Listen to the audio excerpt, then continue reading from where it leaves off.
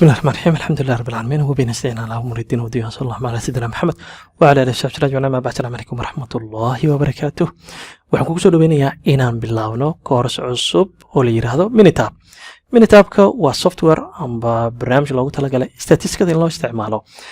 barnaamijyada statistikada loo isticmaalo aad ay u fara badan yihiin. Excelka kamid ah, SPSka kamid ah, Statacoll lahayaa jiro. Minitabkan oo aan bilaabayno aan ka hadli doonaa kamid ah iyo kuwa kale fara badan. haddaba Minitabka wuxuu ka mid yahay barnaamijyada ugu isticmaalka badan leh uguna fudud in loo isticmaalo statistikada. haddii aan interfacekiisii wejigiisaan ku tuso, dabcan wuxuu noqonayaa softwareka qaabkan ayuu u yaalaa. wuxuu ka kooban yahay qaybo kala duwan, walow si faahfaahsan aan uga hadli doono cashiro soo socda haddii la rado. wuxuu leeyahay menus kala duwan, file menu, edit, data, calco, stata, graphic iyo qaybahan kala duwan. haddaba softwarekan haddaa fiirisid qaabka uu u diyaarsan yahay, qayb wuxuu uga egyahay sida Excelka kale. qaybtan hoose haddaa fiiriso waa meesha daatadan soo dhigi doono. wuxuuna leeyahay column iyo rows sida Excelka kale ayuu yaalaa. xagga amarada haddaa fiirisid Excelka kale markaa isticmaalaysid waxaa ku qasban tahay wixii dhammaan soo diyaarisid, graafikaaga, waxaaga tabladaada, waxa dhan shaqo xoog badan ayaa galaysaa. laakiin markii la joogo Minitabka sida SBS kale waaye, waana ka hadli doonaa haddii la rado asaga naftigiisa SPSka.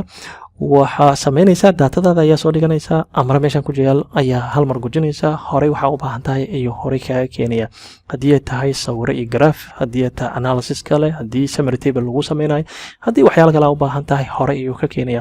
intaas waxaa sii dheer in uu support garaynayo inaad waxaaga Wordka ama Excelka u diri kartid, aad ka soo qaadi kartid, oo import iyo export ay sameyn kartid daatadaada, horey gadaal u wadi kartid. marka waxaa malaysaa barnaamijka inuu yahay barnaamij aad looga soo shaqeeyay, aadna u fudud in la isticmaalo. meelo badanna aad dareemaysid in aad u baahanaysid inaad isticmaashid Minitabka si aad data analysis xoog badan aad u samaysid.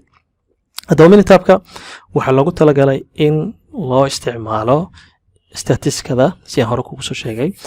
waxaana noqonayaa course haddii la yiraahdo si fiican aan u sharaxno, wax badanna aad ka faa'iidi doontid haddii la yiraahdo. waxaa meesha imaanaysa coursekan waxa uu ka kooban yahay. coursekan wuxuu ka koobnaan doonaa buuggan oo ah buugga reference ahaan aad u haysanaysid. Excel file waa kusoo diri doonaa haddii la yiraahdo, oo daatooyinka qaar aan hadhow ka soo qaadi doono, iyo softwarekiisa. haddaba softwareka cashirka soo socda waxaan kugu barayaa softwareka meesha laga helayo. dabcan waxay noqonaysaa inaan website aadno, softwareka aan soo dejino. marka websitekaas ayaan kasoo deji doonaa haddii la yiraahdo. marka computerka aan soo dhex dhigno kadib ayaa waxaan sameynaynaa softwareka inaan computerka aan ku shubno oo installationka caadiga ahay aan sameyno. marka cashirka soo socdo ayaa toos u aadi doonta haddii la yiraahdo. cashirkaas ayaa bilaabaysa, cashirkaas ayaan kugu tusi doonaa insha Allah softwarekii iyo meesha laga helayo iyo sida aad u soo degsanaysid. cashirkan wuxuu iska noqonayaa introduction. coursekan oo ah Minitabka inuu yahay courseska aan bilaabin haddii la yiraahdo, oo si fiican oo faahfaahsan aan uga hadli doono. waxaana dhigi doonaa anoo Cabdirasiid Xuseen ah. waxaan isku dayi doonaa insha Allah in aan luqad fiican aan isticmaalo iyo sharaxaad aad ku qanci kartid, oo hadhow markii baraadkada sameynaysid si yar fudud adoon waxba culays iyo dhibaato aadan dareemin aad u sameyn kartid haddii la yiraahdo. marka si faahfaahsan aan uga hadli doonaa coursekan insha Allah.